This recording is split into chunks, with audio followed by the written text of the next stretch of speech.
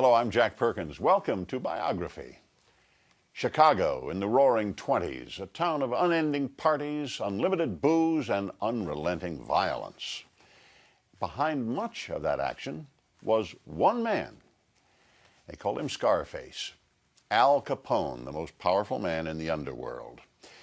Back in the 20s, Al Capone lorded over a criminal empire worth hundreds of millions of dollars. For a time, he virtually ruled all of Chicago. Capone's power came from his mix of generosity and brutality. He was willing to pay off anyone who could help him and murder anyone who wouldn't. Today on Biography, we hear from some of the people who knew him well and survived the notorious Al Capone.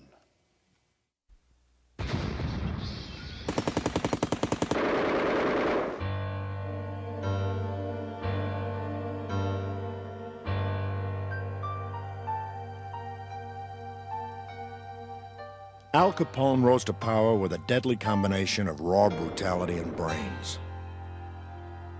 He wanted the public to love him, but those who dared to cross him knew better. Scarface Al Capone was a very, very evil man. For the big fellow, killing was just part of his business plan, a plan to become the CEO of organized crime in Chicago.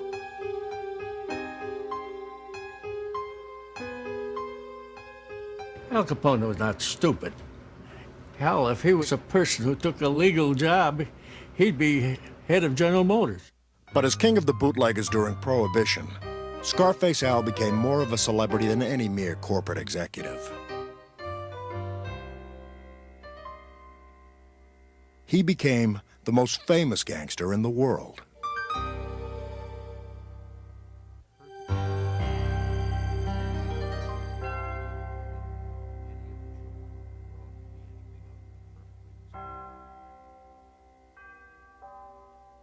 Alphonse Capone was a first-generation American, born January 17, 1899. His parents had many dreams when they left Naples for America. But when they settled in Brooklyn, the Capones found hardship. They lived first in a tenement in the crime-filled Navy Yard district. Life was rough for the Capones as they struggled to escape the waterfront. They finally moved, when Al was 10, to a better neighborhood. He had a perfectly fine mother and father. His mother was devoutly religious to the end of her life. His father was a perfectly respectable barber. No reason to believe that any of the children would grow up to be anything other than perfectly respectable children, and they all grew up to be criminals. Al's criminal path started early. He joined the toughest local gangs, stole things, and when necessary, used his fists. Young Al had flair. He was a cut above the punks who roamed the neighborhood with him. When he saw an elderly widow's washboard being stolen when he was a kid, he organized a kid gang to go get it, to retrieve it, to beat up the other kids who stole it, and to return it to her, and then to lead a parade, a sort of a celebratory parade afterwards, in which he could portray himself and play the hero. So even at a very young age, even pre-adolescent, you can sort of begin to see the outlines of the Al Capone who grew up with a kind of a Robin Hood legend. Capone learned more on the street than he ever did in school. He dropped out in 6th grade after smacking his teacher and in turn getting a thrashing from the principal. What he learned was how to shoot, first with a pool cue, then with a gun. Capone caused trouble with his buddies, but he also helped support his big family. Al tried the straight life, working in a munitions factory, as a pin setter in a bowling alley, and as a cloth cutter in a bookbindery. He also, as a sideline, became a bouncer out in Coney Island in a bar known as the Harvard Inn, which is kind of a joke because it was owned by a gangster named Frankie Yale. That's where Capone really got his first taste of mob life or gangster life in New York. It was also where a small-time hoodlum, Frank Galluccio, shielded his little sister, Lena, from Capone's advances and marked 18-year-old Al full life. Capone came over to the table, bent over and said to Lena, loud enough so that the people at the next table swiveled their heads in surprise at the language, which was strange. "Honey, you got a beautiful ass, and I mean that as a compliment, really." Defending his sister's honor, Galluccio pulled out a knife and slashed the left side of Capone's face, giving rise to the nickname he hated, Scarface. Capone was ashamed of the scars, sometimes using powder to hide them, preferring to be photographed from the right side, and saying the scars were the result of a war injury. These formative years were when Capone caught the eye of a sharp Brooklyn mobster 17 years his senior. Johnny Torrio would become Capone's role model. Torrio moved to Chicago to run things for Vice Lord Big Jim Colosimo. Big Jim controlled a string of gambling dens and whorehouses. Colosimo's nightclub, just south of downtown, was where the action was. Entertainers, gangsters, and politicians crowded the joint. Big Jim's empire swelled. Torrio needed a lieutenant with brains as well as brawn, so he recruited Capone. With the imminent passage of Prohibition, Al would be an asset to Torrio. People he knew weren't going to stop drinking, and this opened up a brand new tax-free business to him. Al Capone, only 19, had just become a father and husband, in that order. He married an Irish girl, May Coughlin, who was 2 years older. Al, May, and their baby came to Chicago in 1919. The city would never be the same.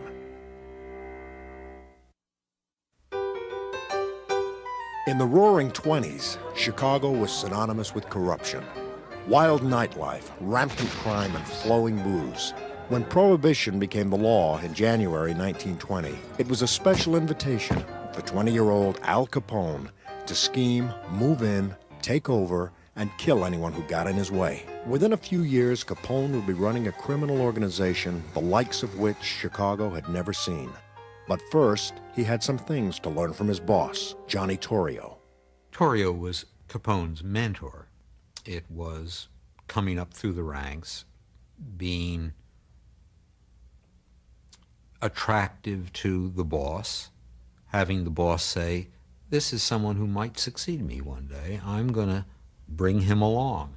You started out in one of the houses of prostitution, either as a bartender slash bouncer slash pimp slash roper.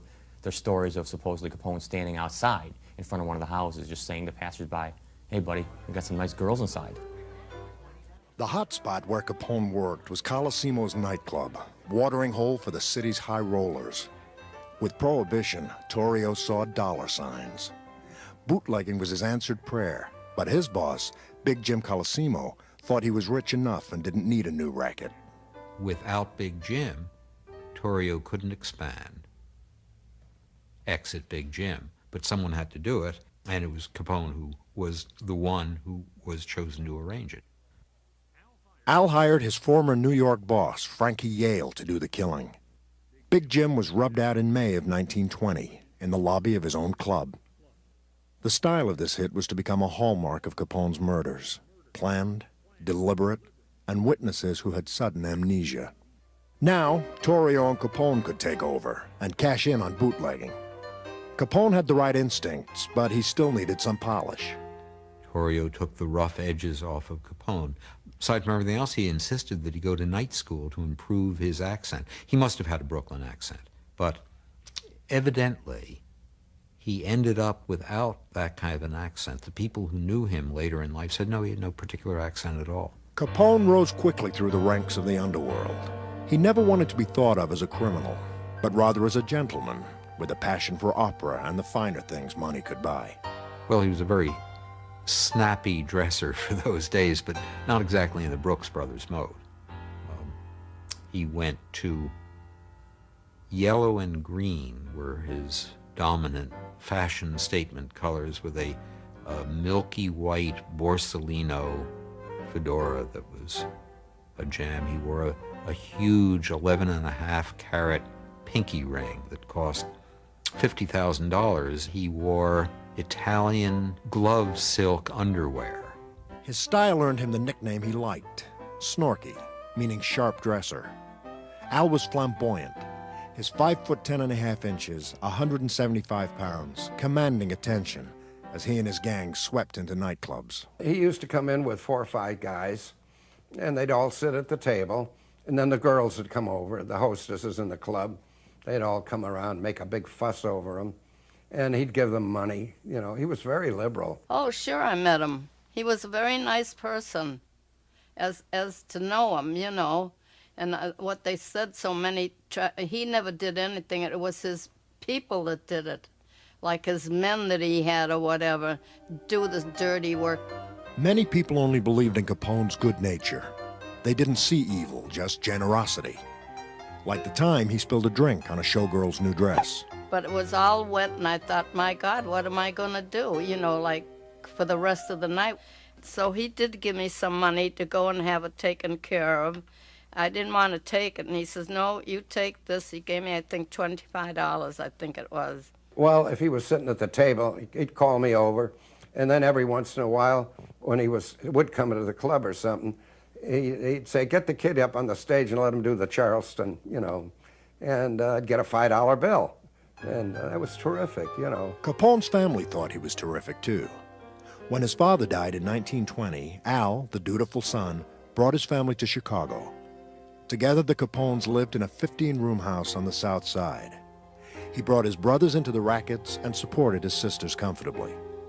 To the day she died, his younger sister, Mafalda, defended him, writing, I know nothing about his activities outside the family and do not recall any conversations about business matters.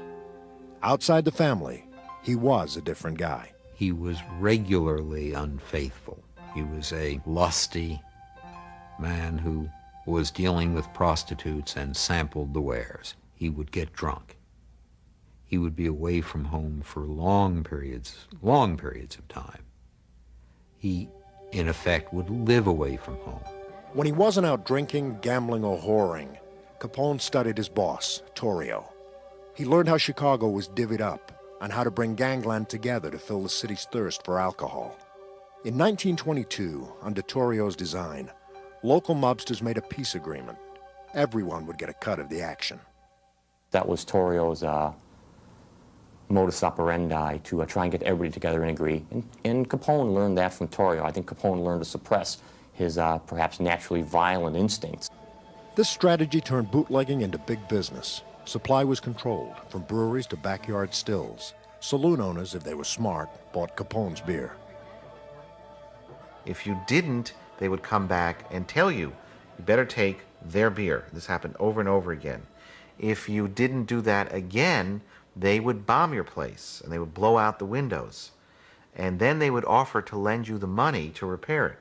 Well, nobody else would give you the money to repair your place. Of course, once you did that, you were in effect in business with the Capone organization. The government's estimate is that they took in, on average, $120 million a year in sales from liquor, prostitution, and gambling, basically. So they were the equivalent of a probably medium-sized corporation. And it was run in many ways like a business. There were guys with specific functions like in charge of beer truck repair, in charge of brewery construction, in charge of brewery management. Capone was a brilliant businessman and a brilliant organizer. He couldn't invest money in the conventional sense because that would supply the government with a trail to his organization. So it was an all-cash business that he was in, which was the trinity of gambling, prostitution, and vice. Capone also guaranteed protection from the law by bribing cops and politicians.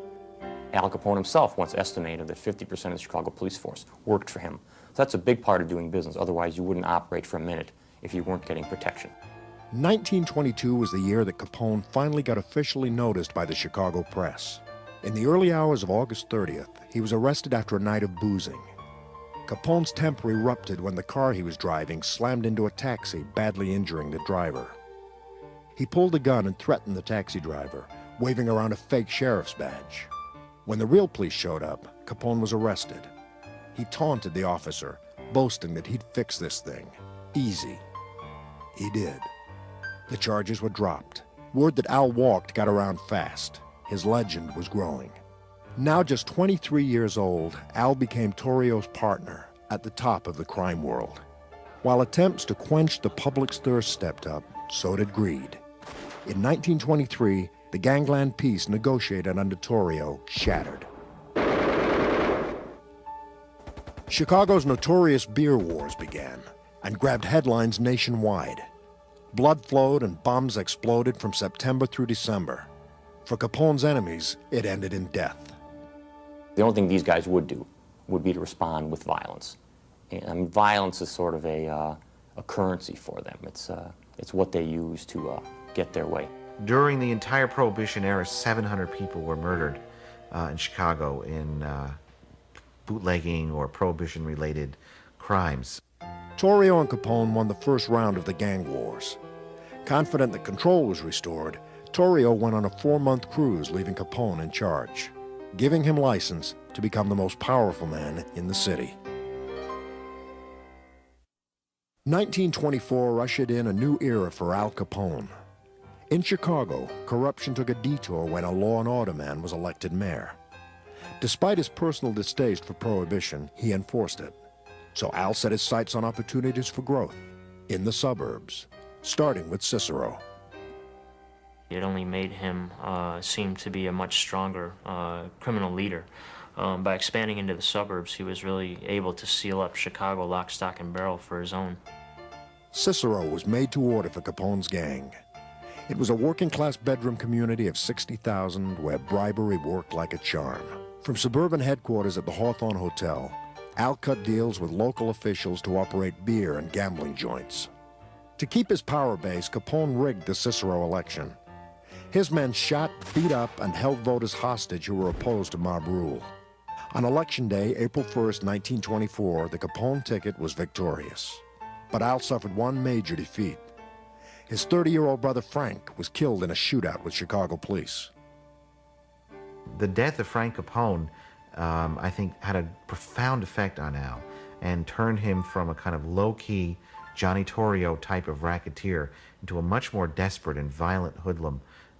It made him feel that his own life could be cut short at any time and that he would go for as much as he could. The week after Frank's death, Capone opened Cicero's first betting parlor, the Hawthorne Smoke Shop. Capone always said he had bad luck with horses, but now it didn't matter because he got a hefty take of racetrack profits, especially when the races were fixed. To his friends, he doled out hot tips like candy. He and his bodyguards were walking around, and he comes by the racetrack and he says, "Hey kid, how you doing?" He says, "You see number 6? He said, "He's gonna win." So one of his goons came over and slipped a ticket in my pocket. It was a $5 ticket. The horse went off at 60 to 1, and with my $5, I think I collected something like $300 and something dollars. Capone and his boss, Johnny Torrio, now had their hands in the till of 160 gambling joints and 123 saloons just in Cicero. Not everyone, however, was so impressed. A crusading 21-year-old newspaper editor, Robert St. John, was disgusted. In his paper, he exposed town leaders on the mob payroll and detailed a Capone brothel with a death chamber run by Al's older brother, Ralph. And of course, that made me an enemy of the Capones. As I was going to my office early one morning, I glanced up and saw a big black touring car come roaring toward the intersection. This car screeched to a halt and 4 men jumped out. I recognized Ralph Capone immediately, and they headed for me, and I was halfway across the intersection. I dropped to the ground, curled up, and put my head between my legs, and they gave me a real working over. Blackjacks and billies, but the interesting weapon they used was a cake of soap in a knitted woolen sock. This was one of the Capone's favorite murder instruments, because if using this instrument, if they hit the base and the neck and the base of the skull, you can kill a person. This time, though, it didn't work. St. John survived and was hospitalized. And when I got out to pay my bill, the cashier of the hospital said, "Oh, your bill was paid this morning." And I said, "Oh, there's some mistake. He can't have been paid." "Oh, yes." And they described the man who had paid it. A slight scar on his left cheek. It was Capone. To add insult to injury, Big Al had also bought controlling interest in St. John's newspaper. Capone's takeover of other suburbs was easier. In Chicago Heights, he helped local mobsters win their gang war. In return, Capone made a financial killing, gaining an interstate bootlegging network.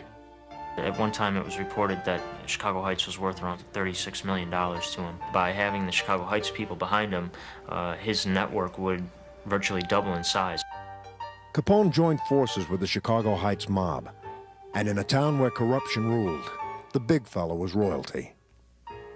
And there were times when he'd ride in an open car and people would come up to him and shake his hand, and you know, he would treat people like they were his friends, like they were family, and because of that, they had a lot of respect for him. That respect paid off.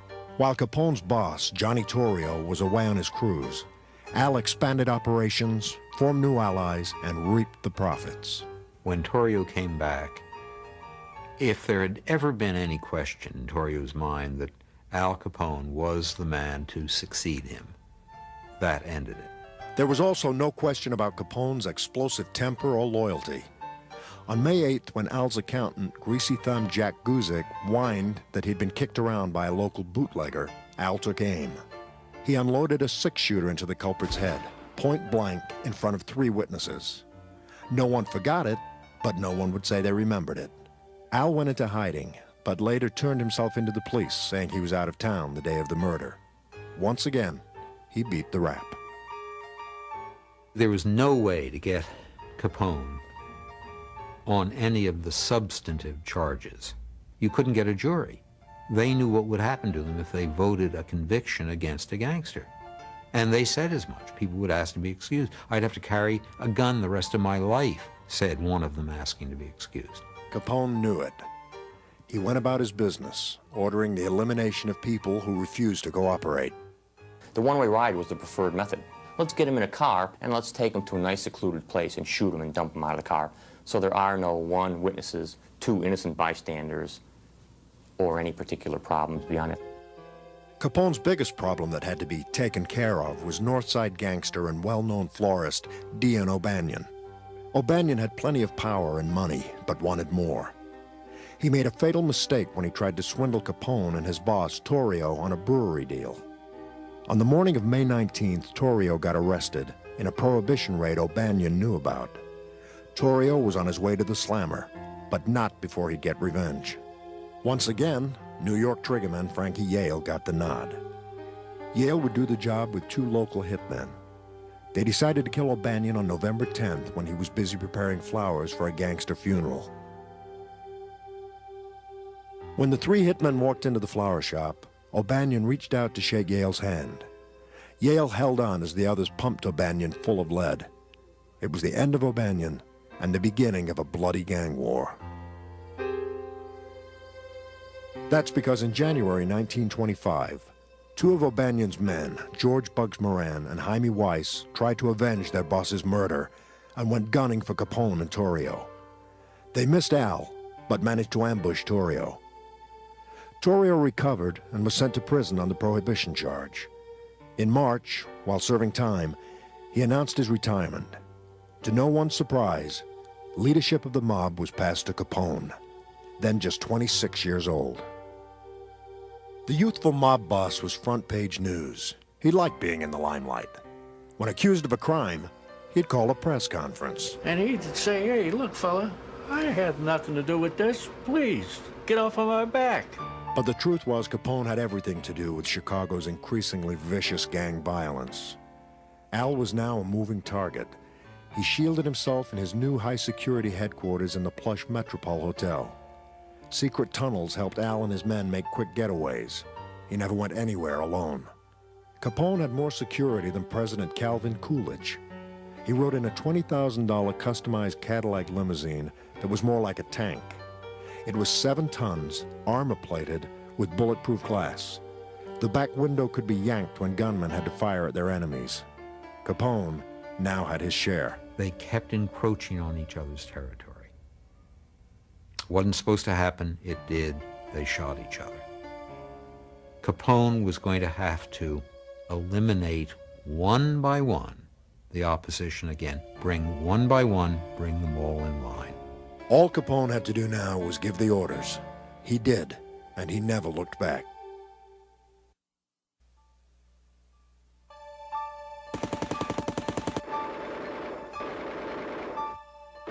"1925 echoed with gunshots. Violence was escalating with no end in sight. Al Capone and his enemies were fighting with a new weapon, the Tommy gun. It immediately changed the rules of the game because they were much more violent than pistols. Once you combined a machine gun with a moving car, you had a lethal instrument, the likes of which had never been seen before. So they upped the ante in all the gangster wars. Chicago was, for better or worse, kind of the example par excellence of gangland and gangland violence. The violence was much more noticeable and spectacular here than, say, in New York or elsewhere. Capone, however, brought violence to New York. He went there in late December to take his son to a doctor. Then he gave his buddy Frankie Yale a Christmas present, slaughtering 3 of Yale's enemies. Capone and his men were arrested. As usual, all the witnesses were silent, and the charges were dropped. Al came back to Chicago, to 1926 and the continuing gang war. The stakes were getting higher when on April 27th, Al led a 5-car assault on a rival gang.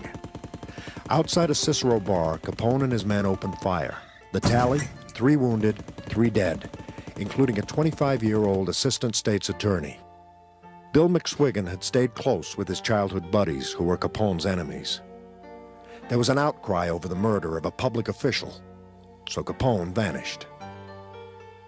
In fact, he went to Lansing, Michigan, where he hid out at a little cottage with his mistress for the summer until the heat was off. After a while, he began negotiations with the Illinois state authorities and delivered himself into their custody.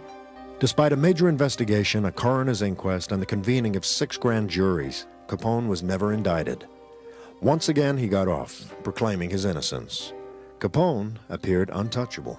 In fact, one day he went to a courthouse, a jail, and a police station asking if there was any policeman there, any cop, any detective, any judge who wanted to arrest him. Nobody did. Nobody dared. And of course, he brought a reporter around with him to show that he was not a wanted man in Chicago. I was the only photographer, and the paper had the only reporter with him. And we went to all these places. And all these places wanted nothing to do with him. Not everyone stayed out of Capone's way. Trigger-happy Jaime Weiss and Bugs Moran traded shots with Al all during the summer of 1926, but none hit their mark. The most spectacular attempt of all came in late September. Capone was having lunch at the Hawthorne restaurant when a 10-car caravan filled with Weiss's men roared around the corner. Machine gun fire split the air. Capone leapt up and started to run.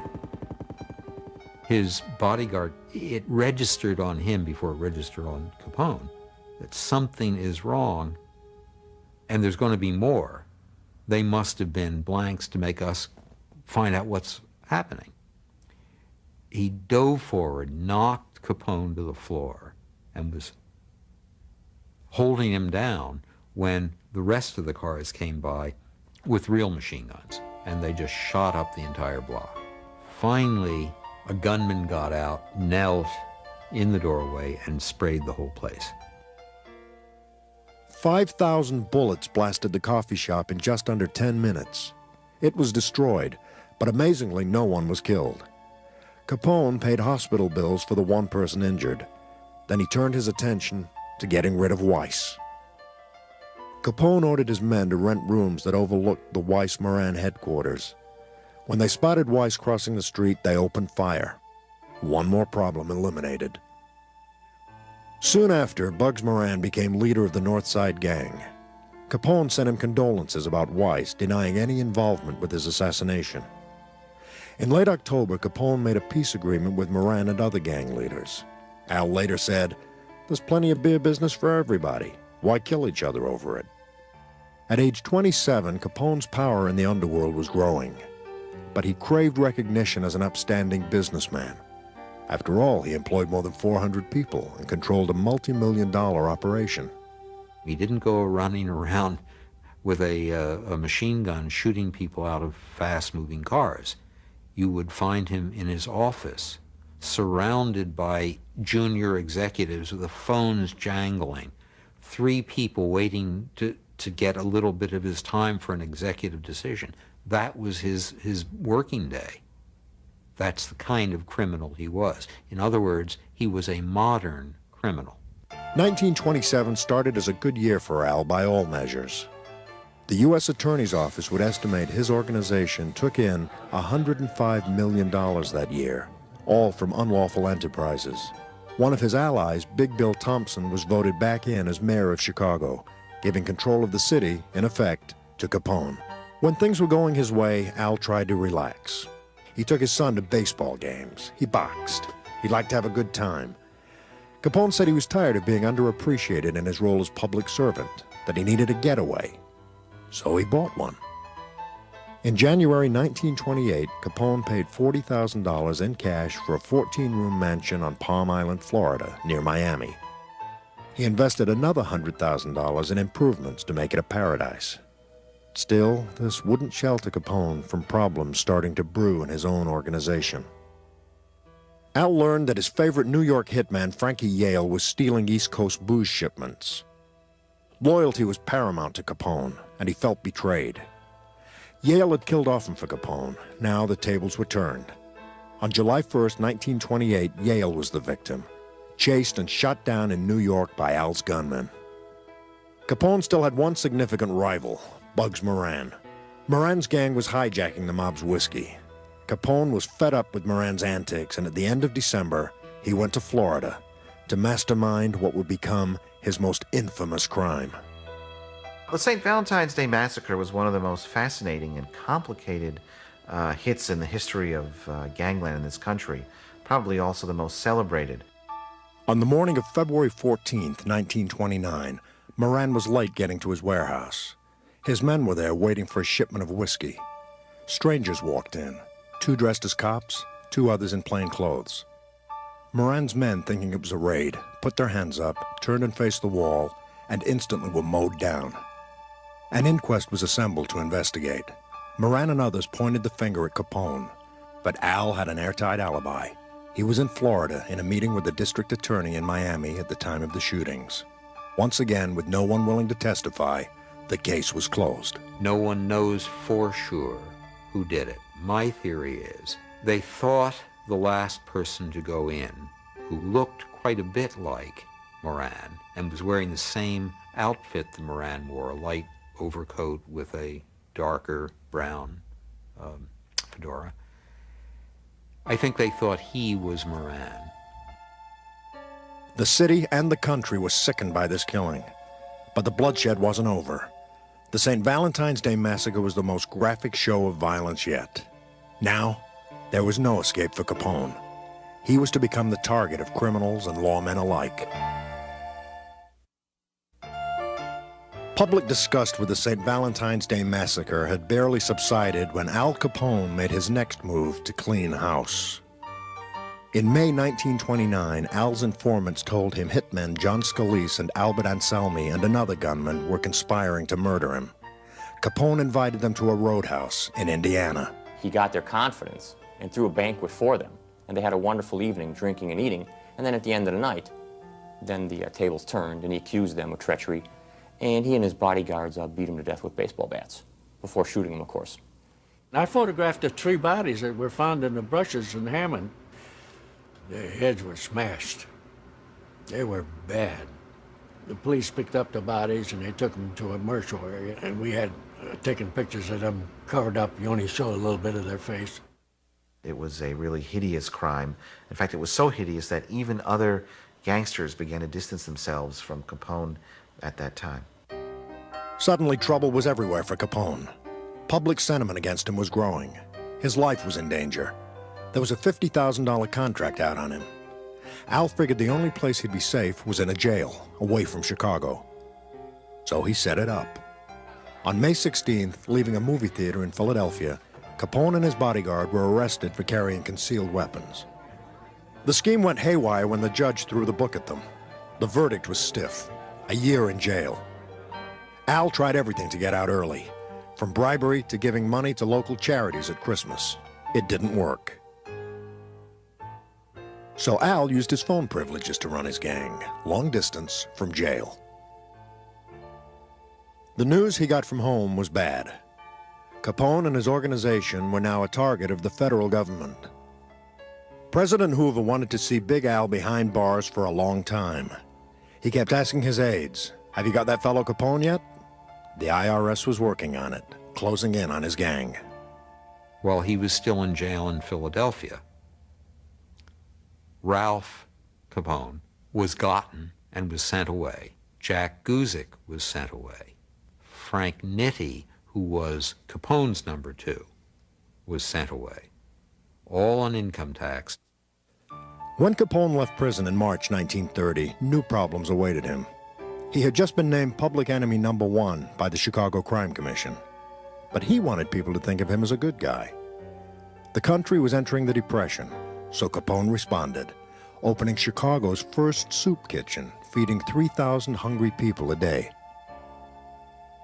If it wasn't for our friend Al Capone roping open this here White House on 935 South State Street, we wouldn't eat. Capone's generosity made him somewhat of a folk hero in the media. But in June, Al lost one of his major pipelines to the press. Jake Lingle, who covered crime and politics for the Chicago Tribune and was on Capone's payroll, was gunned down by one of Al's rivals. When I looked at him, I said, "Oh my God, that's Jake." Well, I took a picture too and then called the office. I said, "Jake Lingle was just killed. He was on his way to the racetrack, and the only reason I know that is because he had a racing form near him." Capone avenged Lingle's death and began to deal with his newest enemy, the federal government. Pop culture has left the impression that a group of Prohibition agents shut down Capone. The Untouchables, led by Elliot Ness, in reality, did little more than stage a couple of raids for the press. The IRS taxmen, who had already put away Capone's top lieutenants, were the government's real heroes. But it wasn't easy. Legally, Al didn't own a thing. He couldn't buy real estate. He put his house in Florida in his wife's name. He put his house in Chicago in his mother's name. He put his car in his wife's name. He didn't keep ledgers, but some of his bookkeepers kept ledgers. And eventually the IRS discovered the ledgers, was able to decipher the ledgers, and was able to track some of the codes in the ledgers to Capone's old bookkeepers and then track them back to Capone himself. It took 5 years to bring all the evidence together. On June 5th, 1931, the man known as Alphonse Capone was indicted on 22 counts of income tax evasion dating from 1925 through 1929. The prosecution, led by United States Attorney George E.Q. Johnson, said Capone owed Uncle Sam just over $215,000. Capone did everything in his power to control the outcome of this case. Capone hired 5 hoodlums to come out here from New York to kill my father. And they were spotted here, and the Secret Service had tailed them enough to stop this, and Capone was convinced you better send them home. This was just before the trial. We had a squad car, a Chicago squad car in front of our house on the south side of Chicago, and one in the back part of the house, and my father had Secret Service with him all the time doing this thing, but it's the only way to keep him alive. Capone tried to plea bargain, but the judge wouldn't hear of it. Then Capone opened his wallet to buy off the jury. But when the judge found out, he switched jurors moments before the trial was set to begin on October 7th. There was no real defense for Capone. With so many hardworking Americans paying taxes on small salaries and so many out of work, there wasn't much sympathy for Big Al, the big spender. The jury was out 9 hours. There were 22 ballots taken. And as we know by history, that Al Capone was found guilty of income tax evasion. Not murder, not pimping, not all the dirty things he did or killing, but income tax. But that was the only way he could be prosecuted, and that's what my father did. Capone was sentenced to 11 years behind bars, the stiffest penalty of any tax case to date. It's safe to assume that Capone never expected to be convicted, or if he was convicted, he expected to spend perhaps a year or 2 in jail, not 10 or 11 years. As he left court, he looked to the photographers and said, "Get enough, boys. You won't be seeing me for a long time." Capone appealed the verdict, but lost, and went from Chicago's Cook County Jail to federal prison in Atlanta. In August 1934, he was sent to the Rock, Alcatraz. At Alcatraz, Capone kept to himself. His old ways didn't work there. In 1936, a fellow prisoner tried to kill him, stabbing Capone in the back with a pair of scissors. In 1938, Al was officially diagnosed as suffering the degenerative effects of syphilis, picked up from one of his prostitute girlfriends. His mind was going. Capone needed medical treatment, and in January 1939, he was transferred to the Federal Correctional Center outside Los Angeles. In November, he was released from prison and sent to Union Memorial Hospital in Baltimore. Al returned to Florida in March 1940. Syphilis ate away at Capone for the rest of his life. At age 48, on January 25, 1947, Alphonse Capone died of cardiac arrest. His body was taken to Chicago for burial. Well, it was a very cold day in January of 1947. In fact, it was 11 below zero at the time. It was a huge funeral because hundreds of persons turned out. There was an edict by Anthony J. Accardo, who was the boss of the mob and had been a former bodyguard for Al Capone, to all crime syndicate gangsters to show up at the funeral and pay their respects to Al Capone, even though Al Capone had no power and was helpless when he died. Capone's run as a mob kingpin was over, but his fingerprints on crime and Chicago's reputation lives on. There's no doubt but that the Capone era established the underpinnings of what is now the Chicago organized crime family. It gave the mob, a start here in the Windy City. And that beginning led to a zenith in activity in the 50s and 60s and into the 70s. There was and continues to be in some form an alliance between the hoodlums that began under Capone and elected public officials. Chicago can't shake its link with the big fellow. In 1993, a tourist attraction paying homage to him opened. His legend lives on. I'm Big Al, A.C. Alphonse Capone. My father made many speeches and made this point about Al Capone upon numerous occasions, that had this man taken all his energy, talent, and basic intelligence and guts, if you will, and directed this energy down legitimate avenues, he'd been a very successful businessman. There's no doubt about it. He had a peculiar charm about him that he could use when he wanted to use, and this, of course, was deceptive. But as we all know, he didn't use his talent in that direction, and as a result, people died, people were hurt, and Chicago lost its reputation. Of course, Capone is world famous. Wherever you go, if you mention Chicago, people instantly associate that city with Capone. There are lots of celebrities. Very, very few of them become allusions. So their name means the same thing to everyone who hears it. Capone was one. He never impressed me of anything except that he was a bad guy.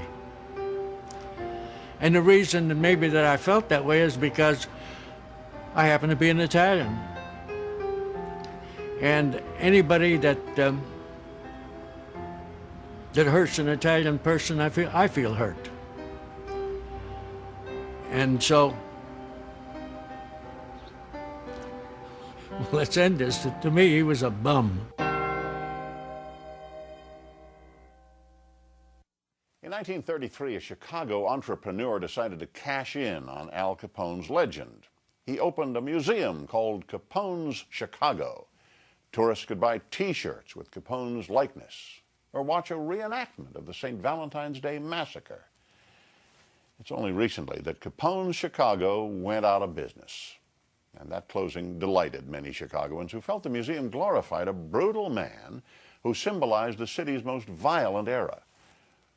Well, whether those Chicagoans like it or not, the truth is that Al Capone remains one of Chicago's most famous names. For Biography, I'm Jack Perkins. Thanks for watching.